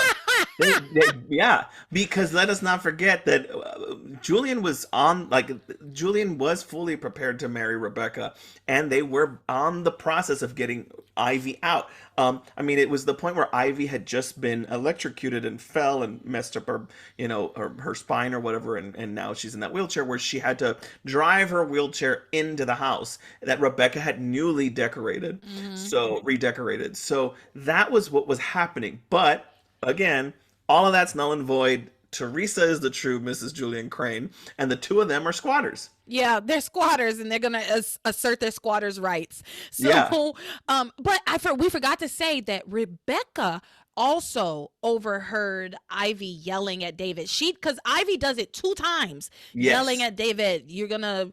You'll do what I tell you or I will destroy you. Rebecca overheard her doing that. And so that's when she goes into the room and she just kind of pretends like she didn't hear it. But she's just like, oh, David was here. Why was David here?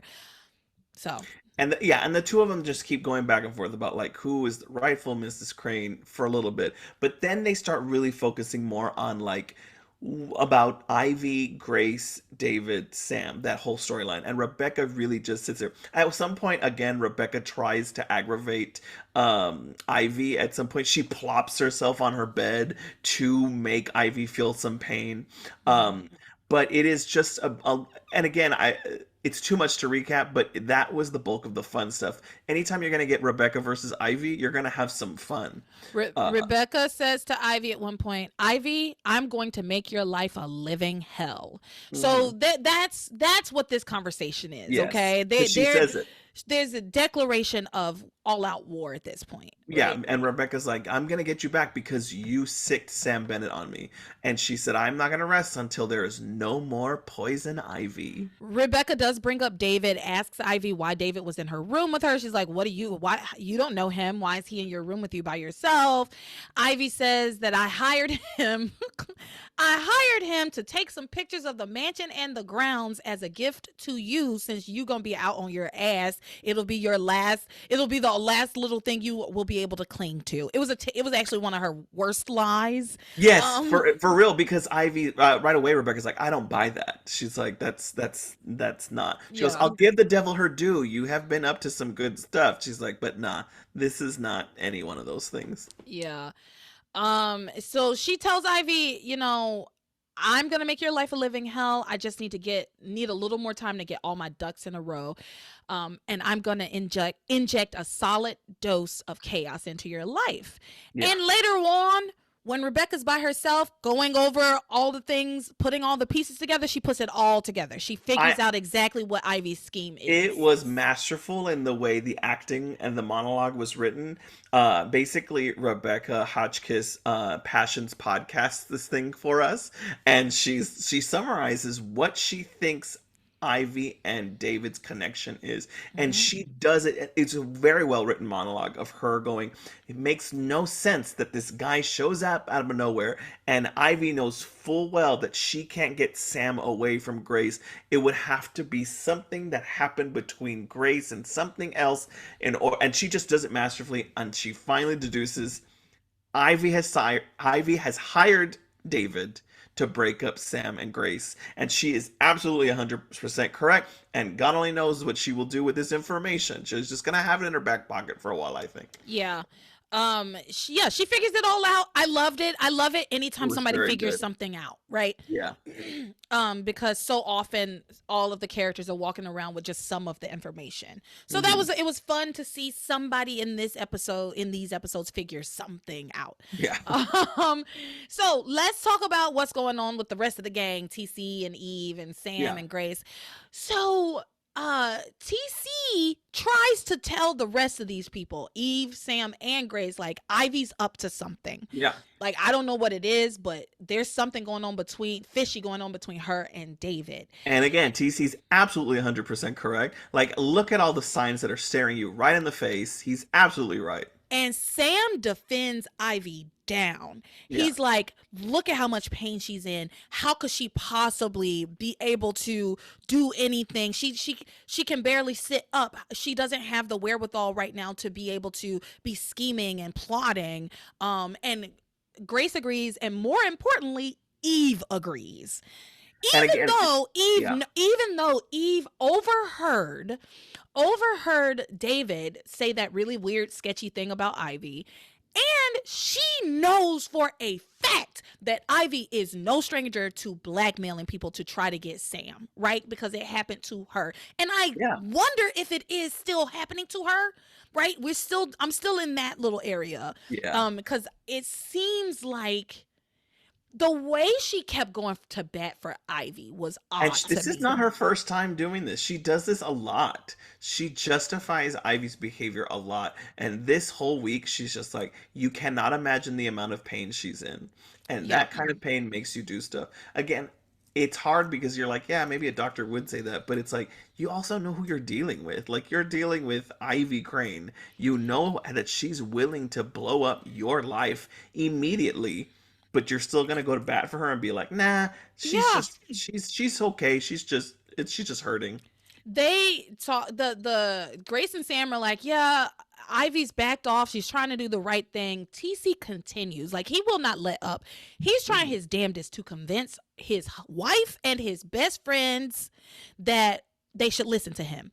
Yeah. He says, no, I'm pretty sure she's up to her old tricks. Look at what happened to the New Year's Eve party. We all just randomly get invited to her party, and then all of that stuff happens to Theresa. I'm pretty sure she had a hand in that, the tabloid reporter and what came out. I'm pretty sure she was behind it. Sam defends Ivy, saying there's no way she could have known about what the tabloid reporter was reporting on. Like there's no way she could have known all of that was true. And then he's like, and by the way, it was true, so what?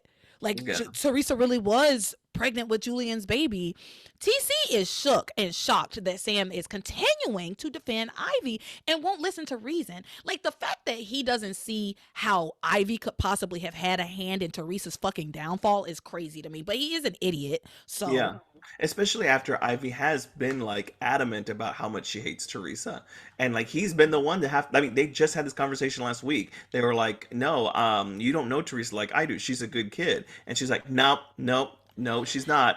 And talk so about yeah. an open and shut case, but he's so bad at his job anyway. Like we can't expect him to figure Well, this again, out. I'm surprised he questioned Rebecca at all because Tabitha wasn't there to tell him to do it. Right.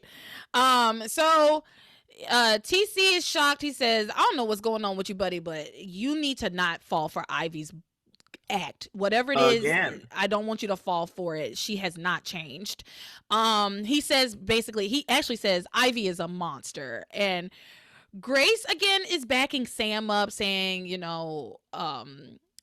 Ivy would, she says, Ivy would have to be the devil himself to be carrying out some sort of evil plot or scheme right now with all the pain she's in. Well, meet Her Highness, Mistress of the Deep, Yeah. Ivy Crane, right? Yeah. Um, so uh TC's tries, but to no avail. At this point, Grace has a conversation with David where Yeah. they talk about Ivy and how she got the flashback of Grace. She gets a Cursing. flashback of herself cursing Ivy, and she talks about how when you're in pain, and I was in so much pain, and when you're in pain you're capable of anything, and saying and doing all kinds of horrible things, myself included. And then he says they then just have a weird conversation. That's my note, right? Yeah. Actually, my note is like they have a And weird and conversation. I wrote down Grace loving on David. Like it's just a whole conversation about Grace being like, I want to appreciate how you finally just realized like you got here, you saw I was in love with another man, and you've had to accept that. I can't imagine what that's like. And now you're just doing it gracefully. Like you don't you know that we have no shot together, and you're okay with that. Like it's just a lot of stuff to make David feel guilty about his actions with himself and with John. Yeah, and he says to her, I want you to forget about me. You have a wonderful marriage with Sam and a fantastic family. Don't let anyone or anything get in the way of that. Promise me you'll be careful. Yeah. Promise me. And she's like, okay, I will. And then she Again. hugs him. She's like, I just want Yeah. you to know how wonderful you are. And she like hugs him. And Sam walks in as they're hugging, and he's like, what's going on here? And Grace explains what just happened, right? She's like, yeah, And he gave up. He's giving up, and he's saying like just he's wishing for us to have the best. yeah, and he Grace says to Sam at one point, she says, he even just told me to promise not to let anything break us up or come between us. Sam says to David, what makes you think that something would break us up? Like, and David says, well, I just don't want Grace to lose what she has with you. There's nothing that I can think of really. I just don't want her to lose what she has with you. Your life, life is so full of unexpected turns, some good, some not so good. He says, you never know what's going to happen next. And then he leaves. And I will say the delivery that David gave, this was like the first time I actually really kind of liked David. Well, I was about to say I shit on the character a lot. Doesn't mean the actor's not doing a good job. Right. I again his I mean my favorite thing is Grice, Grice, Grice, Grice, Grice. Um, Ivy. But again, I make him sound like the crocodile hunter. But he in this, I felt like there was a lot of mutual like an admiration or respect for Sam this hmm week. That he was just like, you know what? He really doesn't want to do this, and we have established that he has fallen in love with Grace because of this fiasco, but he doesn't want to break them up. He also has this horrible gnawing at him is that he brought John into this. So like there's a lot making him more sympathetic than ever before. Yeah. Making Yeah. us feel sympathetic towards David than ever before.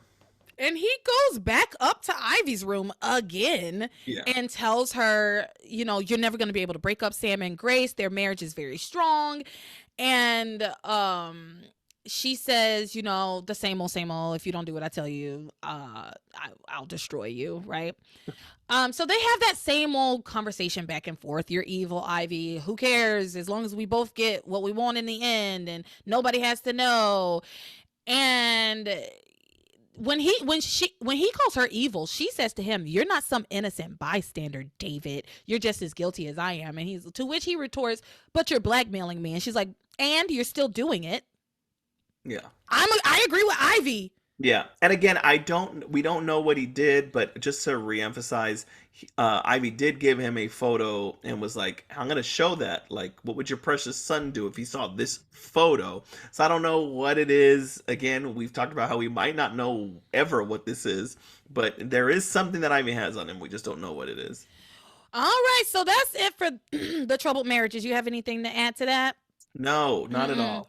Let's move on. Let's speed run the last of this. We only have two things to go over: magic and a little, such a tiny bit of Theresa, Ethan, Gwen. Is almost negligible. I don't know if we Yeah. even need to bother with it. Anything? There's a little bit, so we'll talk about it. Yeah. Okay, so let's do the magic first. Okay. The kid Miguel has asked Kay out on a date, right? And Reese has taken issue with it. Remember, this is all a plot so that Tabitha. yeah, from Tabitha, where Miguel will make Charity jealous and she'll realize what she's missing out on and stop being so mean to him, and everything will go back to normal, right? And again, So this is all under the idea that Miguel stupidly believes that Charity is subconsciously pushing him away because all of the premonitions that are so negative and mean that maybe that he would be better off not with Charity. yeah, That's what his justification is. I will So, say, as far as Miguel's thought processes have gone on this show, this is probably one of his more yeah, sound. This is probably one of his more sound ideas, I will say right? in terms of Jesse Metcalf, like he did a really good job this week in terms of like what he had to do portray. Mm-hmm. Which, by the way, there's just passions in the news. They are talking about making a John Tucker Must Die Part Two, I saw that. with the original cast that includes Jesse Metcalf. So we'll just keep looking at that and see I what went to the happens there. movie theater to see John Tucker I Must think I Die. did too. Because at that time we were all just going to watch all the teen movies that were coming up, and I Yeah. think I remember seeing it, and I definitely know I remember seeing it on DVD at some point too. Oh But yeah. he had a decent week in terms of like his like the acting. He had a lot to play this week of just like begrudgingly going on this date, and this week starts off with basically Ross being like, "This is not a real date, right? Like you are not trying to take my woman, right?" And Kay just is like happily like okay with going on this date because she's gonna hope to make it a date, and Yeah. they're trying to assure Ross that it's not a date. Yeah. So, Simone and Jessica like question Kay about what's going on. What are you doing? We know how much you like Miguel. This has you written all over it. Kay denies any wrongdoing. She goes, oh my goodness, she makes this speech about how she's basically the lowest of the low in the family, like hierarchy, Yeah, right? She's like, mom already wishes Charity was her daughter instead of me, and now I've got these other two siblings that she's like doting, like she's doting on her new son, dad's doting on his new son. And where do I end up? At the bottom of the barrel. And I will yeah. say I agree with Kay a little bit Oh on yeah, this. no, most definitely. You would think, the child that's giving you the most problems is the one that you probably should be focusing on the most. And Grace is like, nah, that one's too hard. I mean, she already even told Noah. She even told John like, yeah, she don't want to go to college last week. So like this, this is one of those things. At some point, what you're referring to, she says, who knows how many other Bennett bastards there are out there waiting to be discovered, and I lost it, and I'm not making fun of that, but just the delivery. Yeah. Bennett Bastard sounds like a really cool like podcast or like a I don't know, like a trivia team. If we The did passions trivia, somebody needs to be the the Bennett Bennett Bastard. Bastards. Yes, absolutely. Yeah. But Yeah. there are so many of these things too. Ross is having issues. They're trying to clarify some things, and he says, "Don't be careful. How can you trust advice from Tabitha?" And Tabitha says, "I understand your reservation based on who and what you are." And he goes, "Huh?" It was such a good like Burn of the dig. week. Yes, really, yeah. Because what did she mean by that? Based on Um, who and what you are. a nerd, like a loser, like I don't know, like the fact that yeah, I would be intimidated if Miguel went out with my girlfriend. I would think I would never see this girl again. Yeah. But also, it's just there's so much going on in this. Yeah. Anyway, but funny, yeah. Uh, Um. So Kay, the girls, Simone and not Charity, Simone and Kay. which we see Jesus Simone, Christ. So yeah, we see Simone for once. she's there, and then she disappears when we need her to be there. I will note that. Yeah. So Simone and Jessica are accusing Kay of some nefarious scheme, right? So in order to prove that she's, hasn't done anything wrong, she enlists the help of zombie Charity. And she says, Charity, these girls think I'm trying to steal Miguel from you. Can you believe that? And Charity says, no, of course not. Kay would never do something like that. Like, as a matter of fact, she's been trying her best to get us to stay together. But between you and me, I think we're headed for a breakup.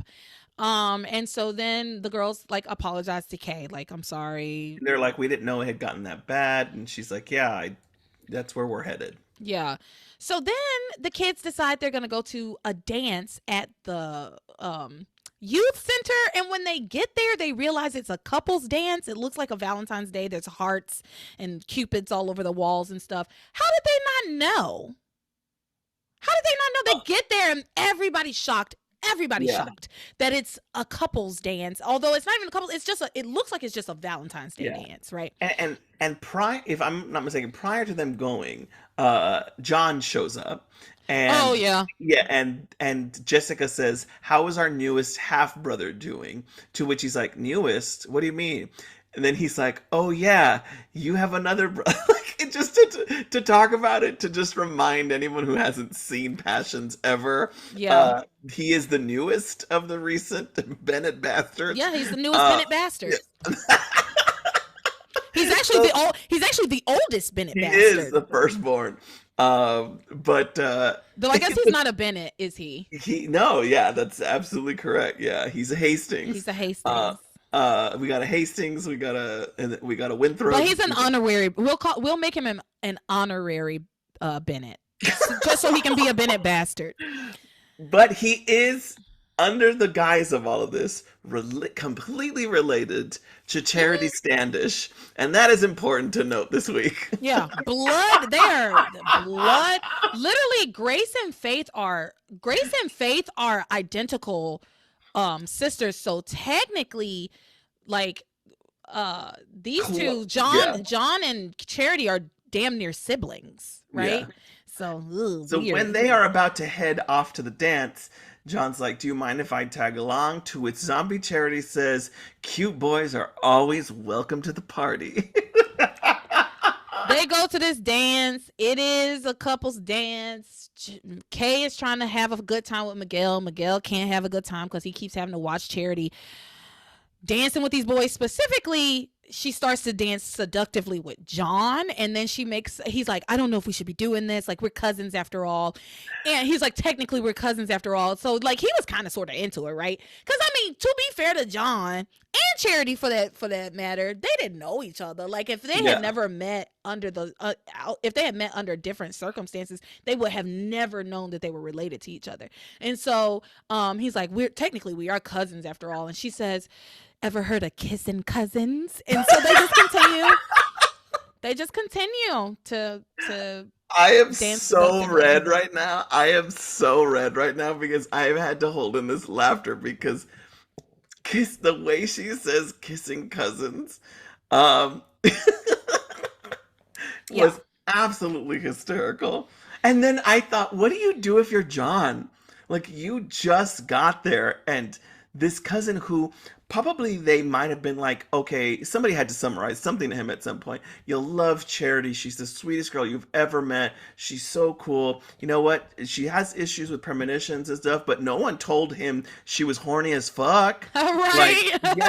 And she is, first of all, she's dancing with a group of guys seductively, but then she is bumping and grinding on John, and I kept thinking again, what music is Chad playing in the background? I just assumed, in my head, B2K's is playing in the background. That's what I feel like. Let's see, it's 2002. 2002 February, and I looked up some songs, and I was like, that's what I went with. B2K's Okay, yeah. But also, Chad's got to play a lot of white music because he's in harmony, so he's got to find like very specific pop songs of that time. I mean, he was playing Brick House at a children's like a He teen was. dance. So No I don't matter think how he they tried cares. to retcon it by getting those rights issues taken care of, he I don't did think do he that. cares because he'll just play whatever he wants to play Yeah. because he feels like he's got the best taste anyway. All right, we gotta move on. Let's finish this thing up. By the way, in the magic thing, Tabitha and Timmy are at the dance the whole time doing nothing. Yeah. So there's that. They have Just little conversations, same old conversations they it's always more have. of it, their two things is Tabitha's loving every minute of this, and Timmy's hating that he's helping split up Charity and Miguel. Yeah. So let's talk about Ethan, Theresa, Gwen. What's going on there? My very first note is Ethan and Theresa have a predictable conversation. And they do. They have a very predictable conversation. She says to him, I love you. I know you love me. Have I completely destroyed your love for me? She begs him to hold on to the love that they can get through anything. Because remember, they're at Sheridan's cottage. This is before the whole all the Louise stuff with Sheridan. But after the pool stuff, right? She says, we can get through anything. Ethan says he doesn't see how he can ever forgive her. And she said, this was my favorite part. I'm glad we're actually doing this because part of me wanted to not do this because there's not much here. Yeah. But she says to him, but Ethan, I'll never do it again. To which he replies, do what? Sleep with my father and get pregnant? It was You'll never do that again? Like, will you even have the opportunity? because he not only does he say that one, he also says, "You won't lie to me about who my true father is." Yeah. He He runs down all the lies, and Yeah. it was hilarious and fair enough, Ethan. Fair enough. I'll give Ethan this one. You get that one, Ethan. Yeah. This was funny because she asks again for another chance, and again we watched this episode during the watch party. She says, "Give me one more chance for Sheridan's sake." To which Uche, shout out, said, "How dare you take her name in vain?" Yes. How dare you take Sheridan Crane's name in vain? That was so good. That was so good. What a funny line. Yeah, she's like, you should take me back for Sheridan's sake. And she's like, we can save our love if you don't give up, but if you do, then we'll end up like Sheridan and Louise. Yeah. And it's like Sheridan is dead as far as we all know, right? Like that's a crazy thing to say. That's crazy. But like I said, this girl's a lunatic. She's a lunatic. She's just grasping at anything at this point. I will say at one point she said something that I just had to ponder about the storyline. She said, "You admitted that you never loved someone as much as you loved me," in front of Gwen. So Gwen's hearing this, and to me, that is it's like Brian seeing Aurora Borealis. Like, how does Gwen sit there and go, I don't care about that. Gwen doesn't care. She really does. She doesn't care how much Ethan loves Theresa. It doesn't matter to her as long as he chooses her, right? And it's kind of the same thing that's going on with what that I talk about with like Grace and Sam and Ivy, that like the fact that Sam does love Ivy, he feels like the fact that he's choosing Grace is more important than his love, the love that he has for Ivy. And so I feel like Gwen feels the same way. It's like he may love her, but he's gonna choose me in the end, right? Yeah. And that to her, that's more important. To me, like I said before, my self-esteem could never take it. Yeah. So couldn't take it. While Theresa and Ethan are having this conversation, I sounded like Tabitha. Theresa and Ethan, is Hank, before he gets his truck stuck at the Crane Mansion or whatever, he shows up and tries to have a conversation with Gwen. To which Gwen's like, "Hey, I know you're friends with Louise and stuff, but I cannot understand how Theresa is still hanging on." To which Hank says, "Maybe for the same reason you are." Mm-hmm. The same reason you did. Hank that was his one. Hank got his one this week too, because when she even let that come out of her mouth, I was like, girl, you've been hanging on for at this point like a year, 2 years. Like, how long have we been doing this? With you at this point, and you just been hanging on too, hoping to get Ethan back, plotting and scheming with your mother, girl. So let's talk about what happens with Gwen. she has this conversation with Hank. Oh, actually, let's finish Theresa first. Yes, So because I was about to Theresa, say something. Yeah. so yeah, Gwen and Hank are like watching what's going on between Theresa and Ethan, and at one point, Theresa drops to her knees, gets down on her knees, and starts to beg Ethan to take her back. Ethan pulls her up and tells her to pull herself together, and I loved it. I loved it. I was like, yes, pull yourself together, girl. Get up. Yeah. So yes, Ethan tells her, "Girl, pull yourself together." And then he says, "Real love is about trust, and that's something tore inside of me because of this last lie that you told, and it can't just be patched together." He then tells her, I actually wish you no ill, and I truly hope you find happiness." And that, y'all, that's like the nail in the coffin, right? Like, if someone has wronged you, right? And it's somebody you love or care about, typically you're upset, right? You're angry, you're upset, you deal with it, you grapple with it. But when you get to the point where you're like, you know what?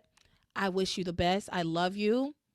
But, but, that Yeah. but is so strong once you're at that very calm, like, matter of fact, here are the facts, Yeah. these are the facts, and there's nothing that's going to change my mind about this. I'm washing my hands of the whole situation.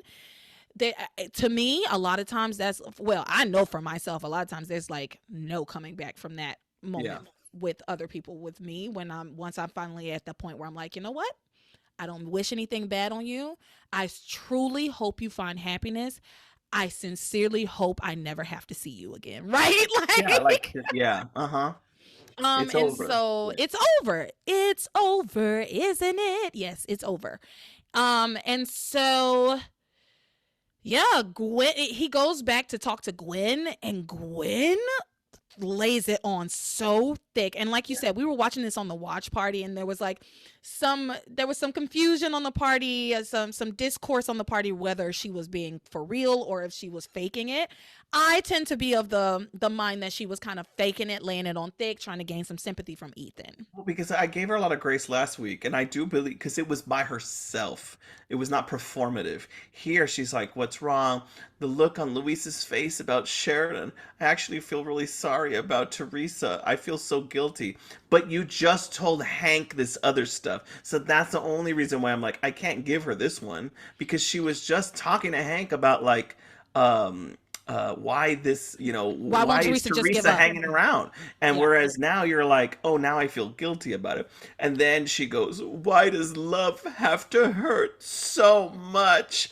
And I laughed because it made me think of the miniseries of It by Stephen King. Uh huh. There's an epic line that's delivered by Bev, the elder version of Bev. She's like, "Why does it hate so much?" I was like, "Oh man, same delivery, same Mm-hmm. exact delivery. Why Uh, does love have to hurt so much?" Yeah, and so she fake cries because it was her eyes were dry. Yeah. Okay, she needed some Visine because her eyes were very dry, and she says she feels guilty and horrible about all the horrible things she wished on Theresa.